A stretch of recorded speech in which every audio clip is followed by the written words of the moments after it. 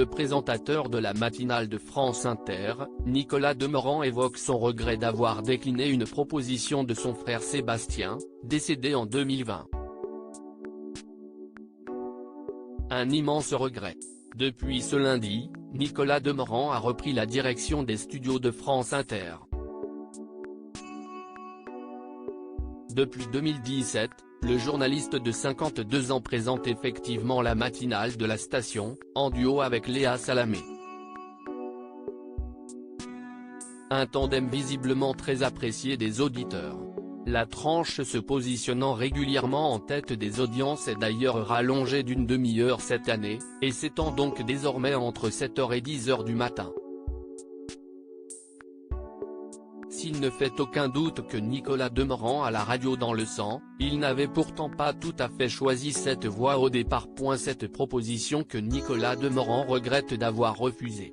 Interrogé dans les colonnes de Télérama, il explique que dans la famille Demorand, c'est plutôt son frère aîné Sébastien, qui avait hérité du gène du journalisme. Critique culinaire reconnu, celui qui était aussi célèbre pour avoir fait partie du jury des premières saisons de MasterChef sur TF1 est décédé en 2020, après un long combat contre le cancer. Le matinalier de France Inter révèle à nos confrères que Sébastien Demorand avait pourtant tenté de convaincre le cadet de le suivre dans ses aventures médiatiques. L'un de mes grands regrets est de ne pas l'avoir suivi quand il m'a dit « Viens, on fait l'école de journalisme ensemble ». Je voulais le laisser respirer. Il l'a faite seul, a été un excellent élève puis présentateur et reporté à Europe 1, confie aujourd'hui le complice de Léa Salamé.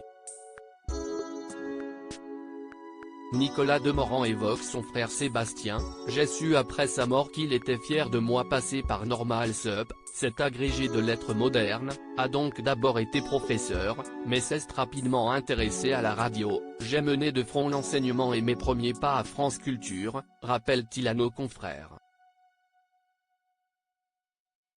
Et Nicolas Demorand a toujours pu compter sur son frère pour l'aider à se frayer un chemin sur les ondes. C'est lui qui m'a pris en main et a pris les bases à mon entrée à France Culture. Il est resté une oreille affûtée, jusqu'à la fin, pour me dire ce qui allait ou pas.